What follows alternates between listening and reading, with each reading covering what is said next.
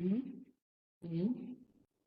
Now I posted a question. Good morning from Bulgaria. Yes. Hello, Thank good you. morning. Thanks for for the feedback. Okay, good. So let's start. So as Miri mentioned, this is the first thematic webinar, which means we will discuss now the first priority specific objectives of the Danube Region program. So this is not a webinar about the second call, okay? We have tracked your questions, what you put in the registration list. I will try to cover them during the presentation, but in case you still have some, please include them in the chat. And then after the presentation, after I stopped with the 1.1 specific objective, we can have the questions, whether they are related specifically to that specific objective. And then we go on with the 1.2 specific objective. And again, we can at the end stop and answer your questions. What is important that we will also have the call related webinars, actually 3 of them. You can go to the website. It's already, the dates are already there. So you can select whichever fits you the most, where we would also go into the detail of the call. Okay, so now we would cover the topic so that you get a real focus and an idea whether your project proposal can fit to the program. Okay. So what is, and then, sorry, one more thing. If someone is not new to the Danube Region program and has seen me presenting in the first call framework, then this content would be not new for them because it's, I mean, the content didn't change. So we are launching the second call with the same focus of the specific objectives as we did in the first call. Okay. The transnational cooperation. This was also sort of embedded in your questions in the sense that how can it be specified in compared to other initiatives, either cross-border or regional operative programs or any other European funded initiatives? Why is it different than the other programs or funds? The transnational cooperation is an instrument of the EU cohesion policy. It supports financially cooperation projects that go beyond the national level. This is very important. So we have an extended scope here. We have a geographically defined area where we can address the common needs and challenges that shall be identified by you as applicants. Certainly, we also have a Danube Region program document, which you are suggested to have a look at and read through those relevant sections which might be fitting to your project ideas. So also we give you there a description about challenges for the program. What is important that you set your project idea and link it to those program needs to cover the same problems and needs and challenges what the program is facing. The transnational cooperation program and the projects are meant to complement the mainstream programs. Okay, so we shouldn't have the overlaps, and also the focuses are a bit different. Those who know the mainstream programs would realize the difference, and we are trying now to highlight those areas which need to be in focus in your projects.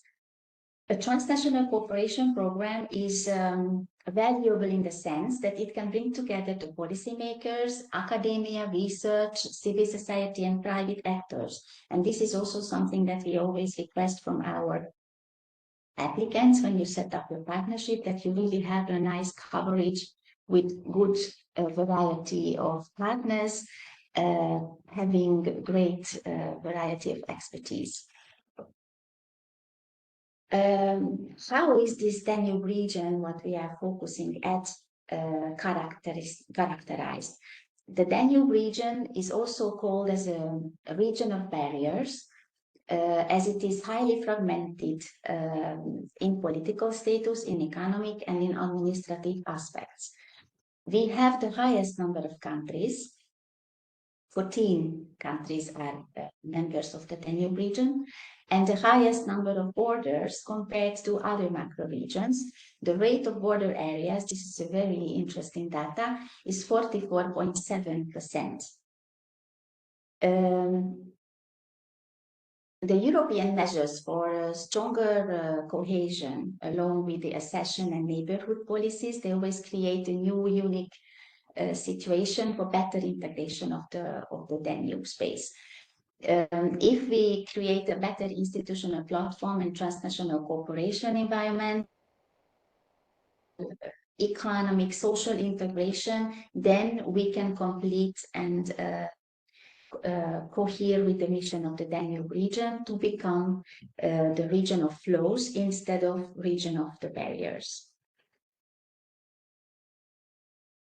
Some thoughts about the sustainable economic development, which is actually providing the background for the program. How then the priority and the specific objectives is actually structured and put together. We have large competitiveness gaps between the old and the new member states. You all know that. Between the non-EU countries and EU countries, including the status within the regional innovation ecosystem.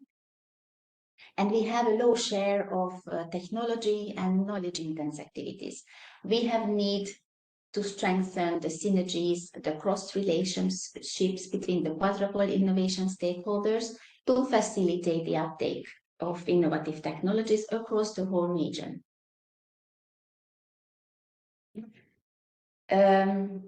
So we have these large cohesion gaps in social and economic aspects. That's clear. It's also written in all the program documents that we provide you with. And the solutions could be delivered through digitalization, through Industry 4.0 processes and or smart specialization strategies and policies with special focus on the SMEs. We have large differences in S3, also in terms of specialization, sectors, and the territorial coverage. And that's why the support for the transnational alignment of the S3 strategies is of great importance for the program. So what are the funding opportunities in this innovation priority area, Smarter Europe? The specific objective 1.1 is having the title Enhancing Innovation and Technology Transfer in Danube region. We will cover it in detail. And then we have a second specific objective, the 1.2, which is about development of skills for advancing smart specialization strategies, industrial transformation and transition towards Industry 4.0, including cross-sectorial collaborations. Now, what I'm also suggesting you, if you are new to the program, that we prepared so-called fact sheets about each specific objective you can find on the website. And if you still don't know whether your idea fits to one of our specific objectives, then you can check out these fact sheets where we actually include the most essential information to be able to decide the topics and the focus of the specific objectives. So you can have a quick look whether your idea would fit in there. If you don't know and you are unsure which one you are fitting the best, then you can contact us. Also, our contacts are on the website available, and we will try to help you identifying the right specific objective. Okay, here we have embedded. This is actually also available in the Danube program document. These are what the first one is describing the spatial distribution of employment in high technology sectors in the Danube region. So you can see that as we have such a big territorial area with all different levels of employment and quality regarding all the topics what we are now targeting in this SO11 and SO1.2. So this is real heterogeneous territorial scope what you can target with your projects. And the second one is showing the spatial distribution of R&D in the ratio of the GDP in the Danube region. But you can find several more tables like these figures, which might help you to identify the scope and the focus of your projects. There is already one question in the chat. Whether we can, does any application need to address exactly one specific objective? Yes, it might happen. So you have to select one. When you are preparing your application, you need to select a specific objective. You cannot select several ones.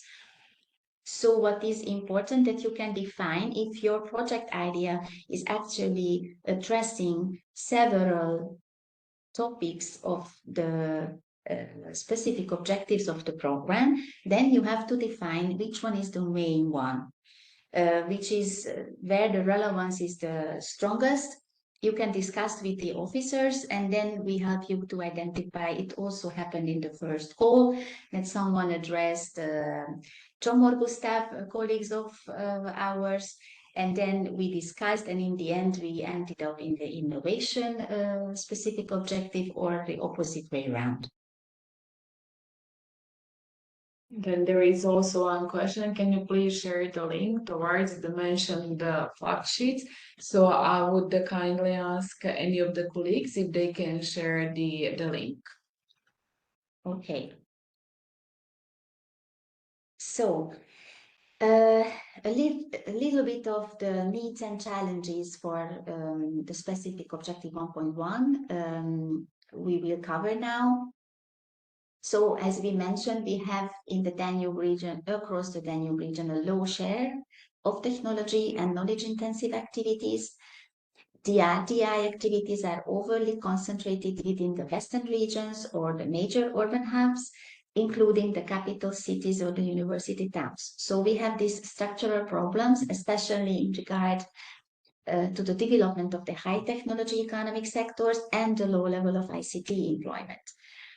We are looking for joint measures which have high relevance to support the better share of the innovation capacities and the joint uptake of innovation and advanced technologies. So in that sense, if we would receive and you would plan these actions, we should result from the new RDI-related policies and further through the quadruple helix approaches with good projects. Now, what are the focus areas? You can see that we have quite a lot here. So the specific objective 1.1 has quite a wide focus. I would say almost anything could fit, certainly with care, but let's have a look.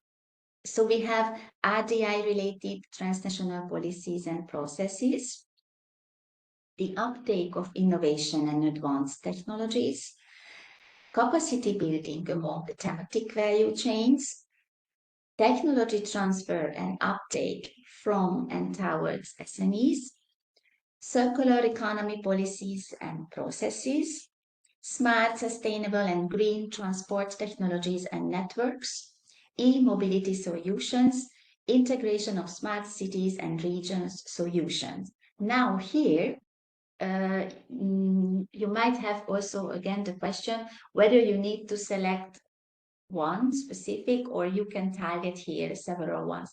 It's possible here that you are actually mixing and targeting several ones of these focus areas because it makes sense. It depends on your project. So you can here jointly cover several focus areas, but you can also be very straightforward and link your project to one of them. Some of you asked in the chat, not in the chat, sorry, in the registration questions, whether we could give a feedback on which topics were not covered by the first call. First of all, the first call is still in the assessment phase, which means it's still confidential. So we are not able to share exact details. What I can share with you that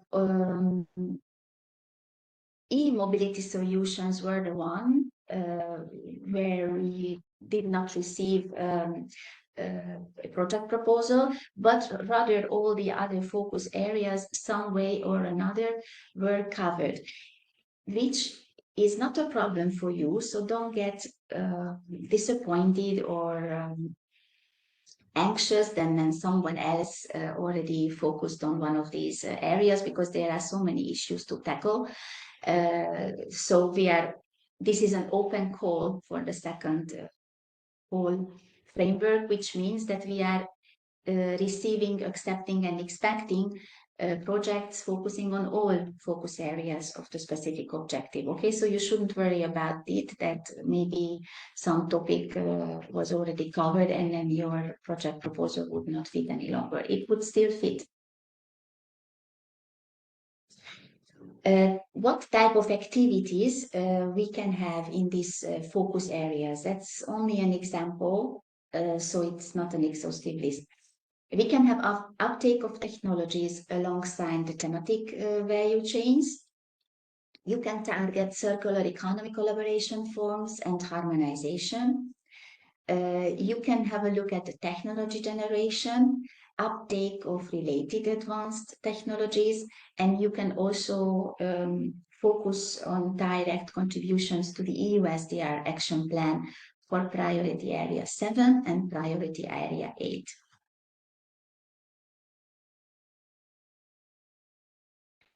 Now, this is always a question, what the program would not finance. We tried to collect here some things which are clearly not to be financed. Certainly, if you have further issues or it's not clear, we are always open to answer you either through an email if you send us, or you can also ask for consultation at the officer you think you are targeting with that specific objective. We would not finance projects that are not clearly embedded in a territorial scenario. So it is very important for you to see that this is a transnational program, meaning that also the project setup should reflect that. Okay, so the selection of countries, the selected territorial scope of the interventions, what you are planning in your project, it all should have this very strong territorial focus in order to get good scoring in the evaluation and in the assessment of the project. Projects not involving countries of different level of innovation capacities. So it is very important that we are trying to focus at the joint activities. You should not just select countries who are maybe lagging behind, and a couple of them are trying to okay, thanks. Someone already shared the link. Thank you. Thank you. So, so what is here the key element of this transnational project? That countries of different level of innovation capacities are jointly working on an issue which they think they would be able to deliver a solution for, and they are tackling shared common needs and challenges of the region, okay, of the partnership. We do not finance projects with predominant focus on infrastructure. Now, what does it mean? You might ask, okay, but do we have a percentage in the budget? We don't. Okay, so we would decide it based on the whole application form content, whether the infrastructure elements are dominating in the project proposals or not. So it's a complex assessment. we don't use these percentages to restrict your project ideas. Also, the Danube transitional projects shall not be predominantly focusing on mere the technical solution developments, okay, without ensuring the application of them by the target users, okay? So it's not enough to develop an app, for example, or a pure data solution somewhere, and then that's it. So we need a project proposal which is tackling commonly identified needs and challenges, then trying to introduce methods for the solution and to deliver those solutions to the target group and to the wider Danube region. So it should be a nice coherence between all these areas to have a complementing added value to the program. Then we don't finance projects with predominant focus on research and data collection activities if these outcomes are not translated into applied solutions. So this is also related to that what I mentioned beforehand. We also need the link to policy strategies, and you need to have plans still within the projects. What are you planning to do with the solution, what you develop in the project? So we are not preparing documents, strategies, any kind of solutions for the drawer. So we really would like to have projects which have impact and their outputs and results can be used throughout the whole territory of the Danube region. And we also do not finance projects which are missing a clear focus and potential also on closing this innovation gap, what we discussed earlier in the Danube region. This clear focus is really important. So try to plan and design your project in a way that you have an exact view and vision what problem or challenges you are targeting with your project, what type of solution you try to deliver for that, and how you would make it available and accessible for your target groups.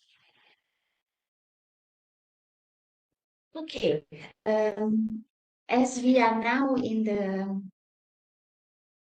SO 1.2, we might have a look at the chat. Is there any question which we didn't answer? Let me have a look. We shared the link. Okay, not Yes, yet. I think that. Okay, good. Not yet You at the answered. moment. Okay. To all the questions. Here it's also another interesting table with figures where you can see the proportion of innovative enterprises of all enterprises in the Danube region. So you can see that it's not good, the proportion. So we are all here to look these figures in a different way. Okay, so again, we would have the same structure for the specific objective 1.2. So we would cover a little bit the needs and challenges, then we check out the focus areas and then the potential activities. And then also we would have this what we don't finance section. So we have again a spatial pattern which is quite fragmented here in the Danube region, which is due to these growing gaps between the urban regions, which are the engines of growth, and the rural regions, which are the peripheries. And besides that, some regional economies of the Danube region are heavily industrialized also. Most economies still seem to be unprepared for the challenges which are arising from the transitioning to this Industry 4.0. So if we consider the overall entrepreneurial sector, in particular the SMEs, the innovation level is still substandard, which results in a share of innovative enterprises below the EU average, as the previous table was also showing us. What do we have in focus here in the specific objective 1.2? You can see we have 3 focus areas here. Okay, so it's in a way much more straightforward. We don't have a wide number of focus areas, but you can still develop your project accordingly and target specific areas, so it can be still have a heterogeneous impact in the end. We are focusing on skills development for and of joint advancement of smart specialization strategies and policies in the focus of the less advanced regions. We are focusing on skills development and cross-sectoral collaboration and traditional type of industries, which is then aiming the industrial transformation and transition. And we are focusing on skills development for delivering products and services with transnational impact. So if you have a look at the focus areas, I do believe that there's a big space to design and plan fitting project ideas. Here is a list of the type of activities which might be possible to include in the project. We could enhance cooperation related to entrepreneurial skills in advanced technologies, industries of high Danube region importance to better combine the existing capacities and competencies. It's quite a complex type of activity. We could focus on building cooperation structures, obtaining the innovation capacity needed. We could target the competitiveness at regional and EU level. We could identify niches within the EU market, becoming attractive as a partner within the Danube region or towards other EU regions, depending on your partners and countries participating. We could establish platforms for transfer knowledge and skills and build interregional synergies for development of regional smart specialization strategies and policies by involving the entrepreneurial actors and existing networks in discovering and exploiting these promising areas of specialization. And the last one is setting up and piloting measures for regions as an exchange of experience on implementation of the S3.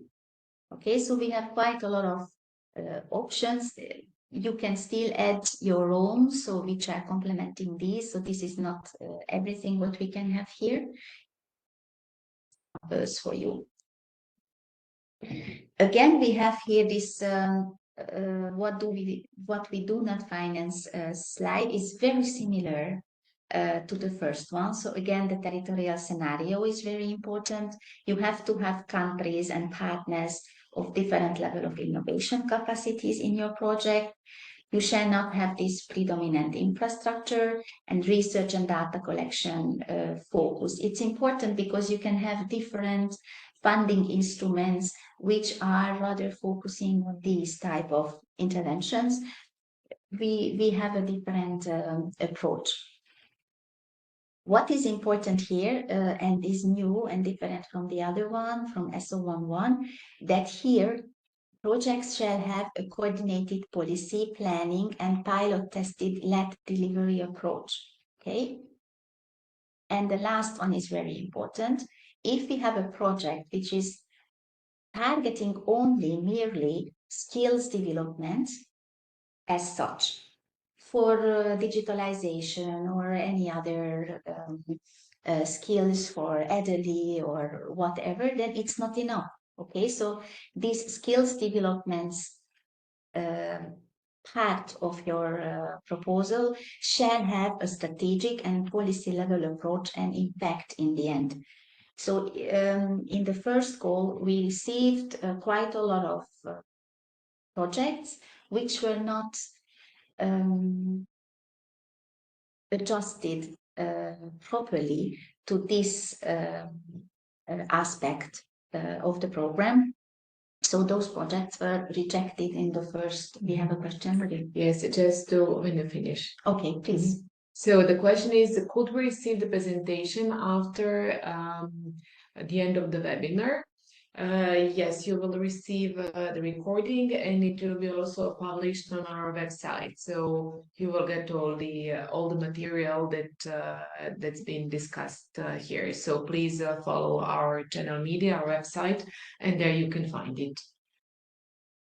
Okay, so skills should intervene in the application. So we have new question. Okay. It's a longer one. Yeah. Can you please give an example of how to properly address the strategic and policy level, how the skills should intervene in the application? So what is important that you should have this vision with your proposal, because so many different projects, also previous funded Danube transnational program projects were targeting this skills development and digitalization. So the way you can start is that you have a thorough look. What has been done before you started your project in this type of the interventions? So you can have an idea what has been already targeted, tackled, with what outcomes, because we are not here to finance something all over again. So this is maybe the first step to do, that you take your project idea and link to that focus, what you think to have in your proposal. You make a thorough look around in Interact programs or maybe in the mainstream programs, because you need to have a good startup setup for your proposal on which you are developing your needs and challenges part in your application form. Because what is important that when you are describing the needs and challenges, we don't want to read back the same text what we have included in the Danube region program, because we also know what is in there. But you have to complement your project to those needs, and you have to specify on what type of territories and what type of problems you are focusing your project. And then, as maybe also some, depending on the countries which are participating in the project, you can have countries where smart specialization strategies are well ahead, whereas in other countries just drafted or being drafted, and so the strategies are maybe there, but they are not aligned necessarily to the needs of the target groups, or they are not fully implemented in a real sense. So that's also a very good thing to have a look at, whether the available strategies are at all functioning. So someone can also have a skills development focused proposal already built on the strategic approaches which are available, but somehow no one took until now the real possibility and opportunity to spread it and to make it function. And then also what is important, that these strategic documents are fragmented. You know, some country have its own, another one has another focus, so they are not aligned at all. So what you can actually make as a novelty in a transnational program or project is that you get together all these stakeholders who were maybe involved in the strategy planning, and then with the target groups and the stakeholders, and then try to make the skills development actions better fitted to the strategic approach, or try to figure out how the strategic documents would be better implemented. And you can have all the transnational approach here, which is important, that you can get the best practices, you can check who, how did what, and why it was not working, why it was a good approach, and then you can build from all these knowledge actually a new approach through which we hope that you will be able to deliver a solution in a sense that maybe you are introducing new type of skills developments based on a platform, or you are actually piloting something for those SMEs who needs to have a certain type of AI related or whichever S3 related technology which they are not able to use because they don't know how to use it. We have one more question. So, Katla, Yes. would you like to finish? Yes. Yes. And then we can go with the questions. Okay. Okay, so please go on. And I suppose that also other questions will be piling up. So Good. let's finish. Okay, so a little bit about the partnership because we also sort of touched this topic already. And I also received questions in the registration for that. So the partnership requirements, we need minimum 3 partners. But to tell you the truth, an average number of transnational project is rather around 8, 9. It starts with that because if you have 3 partners, it's hard to cover an exact territorial focus. So you can, it's difficult for the project then to present why exactly that little territorial focus is covered. It is possible. So if you have a special topic which is only relevant in those partner countries, then you need to justify and explain in the application form. But otherwise, we usually have projects with around 8, 9 partners and upwards. Okay, so it depends also very much on your topics, but the minimum is 3 partners. And what is important that we also would like to see non-EU countries integrated in the projects. And what is a novelty? Because also this was a question in the registration part, that we are now bringing together the previous 3 funds, so the ERDF, IPA and NDIG funds, and they facilitate now as Interreg funds equal participation of the non-EU partners. What is also new, that now also the non-EU countries can be lead partners, except Ukrainian partners due to the current unfortunate circumstances. We would go back to the question. Yes, we will definitely. I brought you a good example of the partnership. This project, the Deacon Labs, was funded in the 3rd call of the Danube Transnational program in a targeted call for social innovation. You can have a look. They are also listed on the website and you can check out their project. What they were very good at, that they could bring together a very good setup and different partners.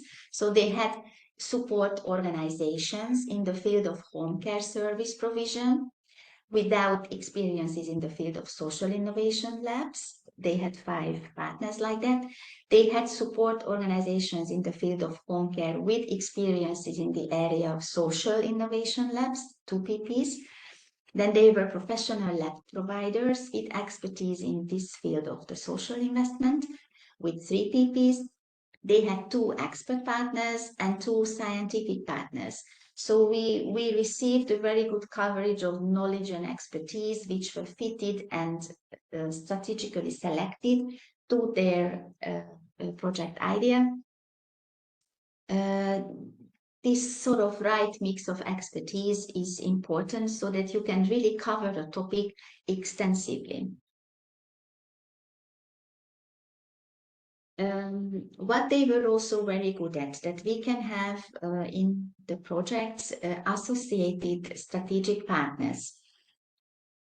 They are not directly funded partners.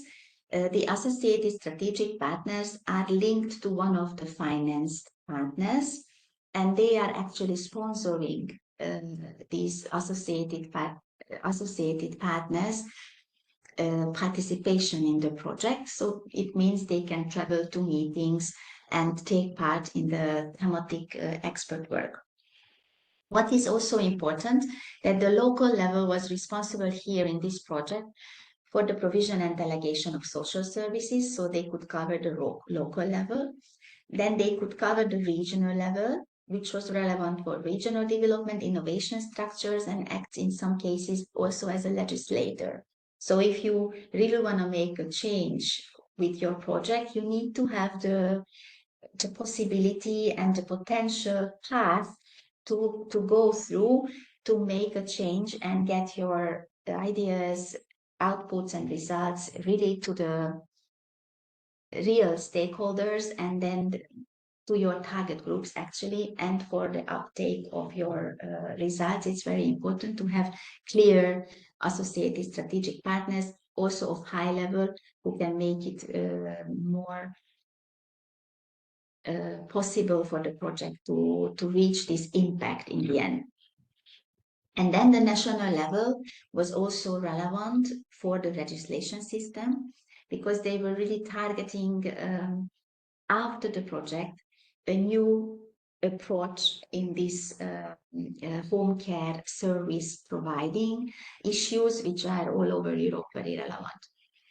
And then we also had the transnational private social investor, which were complementing the associated partnership. So we really received a good coverage. Okay.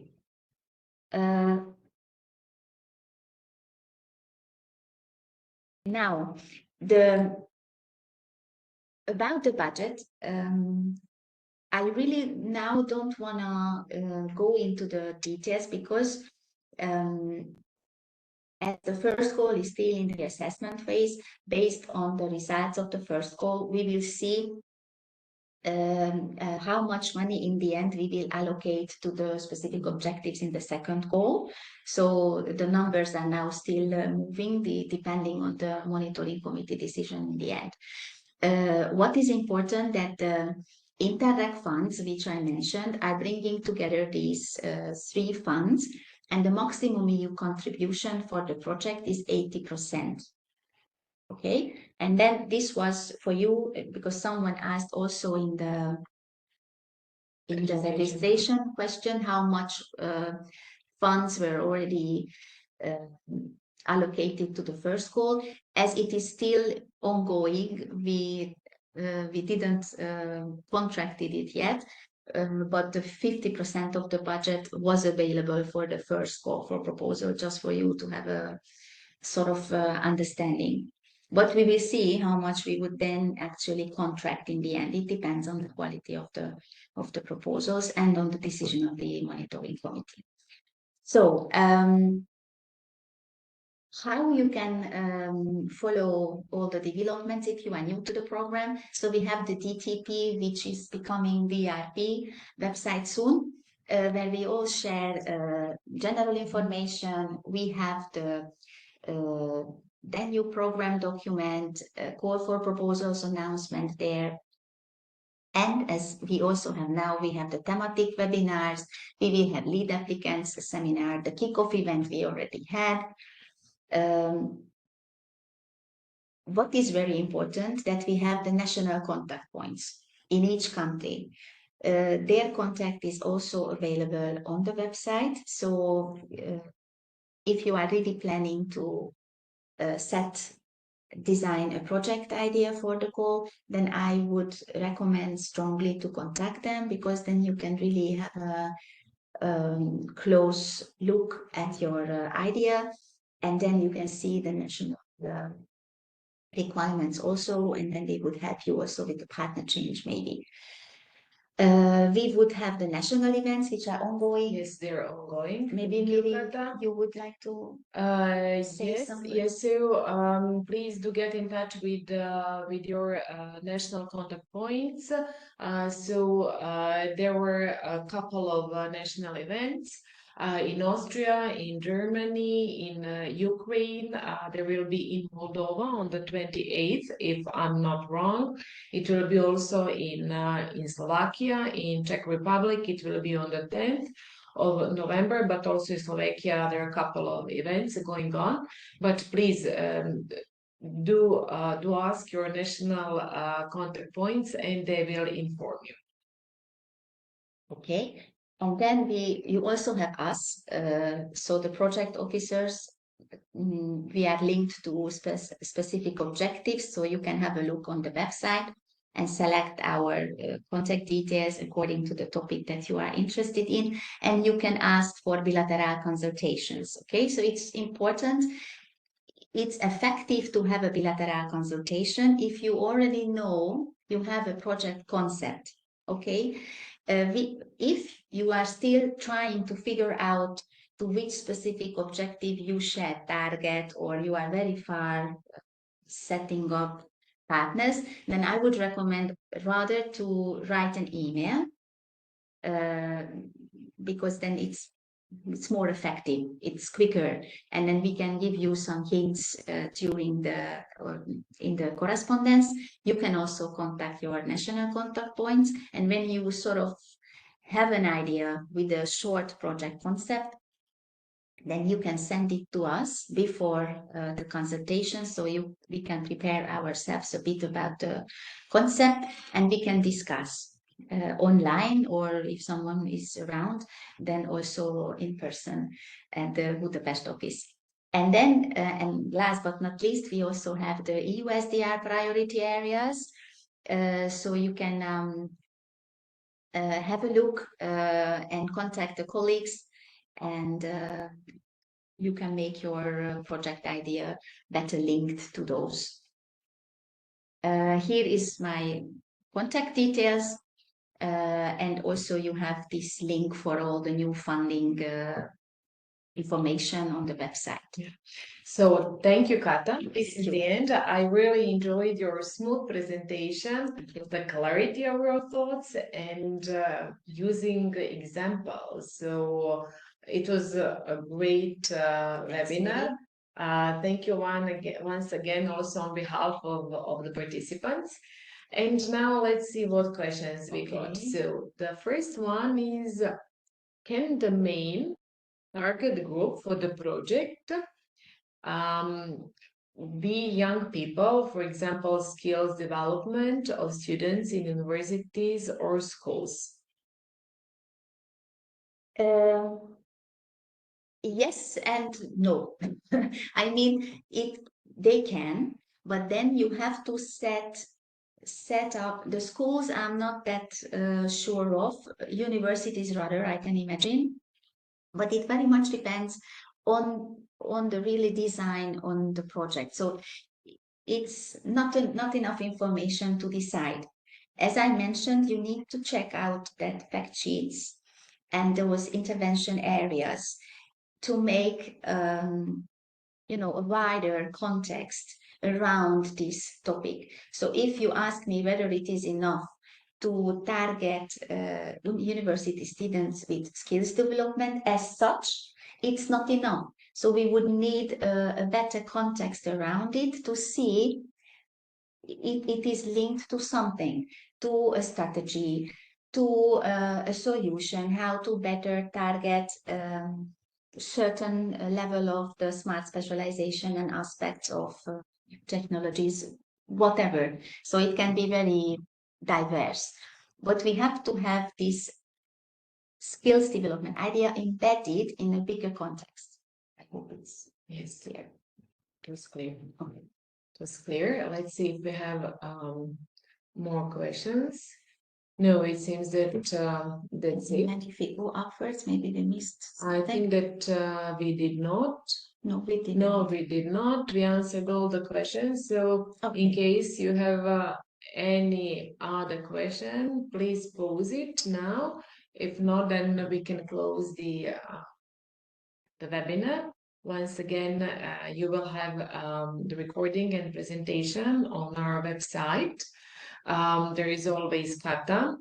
She mentioned the channels which may help you while shaping your project idea, and we do hope that we will see. Yeah, we apologize. There are two more questions coming right now. Okay. Oh, okay. When do you expect the results for the first call? I suppose. Middle of October, we will have. Yeah, that's it. Yes. There is one more. Is there a project partner community site, a place to connect with potential project partners and browse and share ideas? Yes, there will be. We will have the matchmaking platform. Right now, I can't you say exactly which date, but we hope that if not before launching the call for proposals, then immediately after the 2nd of October. So you will be informed. It will be on our website and other social media channels. So please follow us closely and yes, connect there. And I do believe that there will be a wealth of opportunities for you. Okay. Coming back to this question of when we would have the selection. So the monitoring committee will select the projects for the first call on the 18th of October, which also means that in case some projects that were submitted to the first call but couldn't receive funding but were good quality, I am suggesting to all of you then to resubmit those in the second call. And certainly also for all the new projects, we are happy to receive them. What was also a question in the registration, when is the potential start of the second call funded projects? We are estimating, it's very much depending on the number of proposals we would receive, but we are estimating beginning of 2025. Okay, so we would launch the call in the autumn now, in October. It would be open until end of February. So you would have an extensive period for preparing the application, as it is a one-step call. Okay, so it means that unlike the first call when we had two steps, now we would have one step. So you need to prepare the whole application form with all the annexes in the first round. So it's a more harder job to do. You need more time to prepare, so we keep it open for a longer period. Yeah. Thank you, Kata. So let's see, can hospitals be project partners? Yes. We also had already hospitals, even lead partner we had in the DTP. What is also important that I mentioned already, but please go and check out the previous projects. You can see them on the website under funded projects. You can select thematically also, so you can have an insight. The outputs are also there. Even the third core projects are now closed, so all the deliverables, outputs, results are there, so you can make a comparison and good knowledge about a special topic. And then certainly you can extend this search to other programs, like the Central is also very similar to, that's true, to the Danube or to any other related, maybe also Horizon did something already what you were targeting, so that you have a clear understanding of the status quo. Because what is important that you don't start this analysis of the problem or these needs and challenges what you are tackling in the project. You should do it before you prepare the application form, because then we see that you really have a clear vision what you want to build on and through which activities and outputs you want to reach an impact and change. Yeah.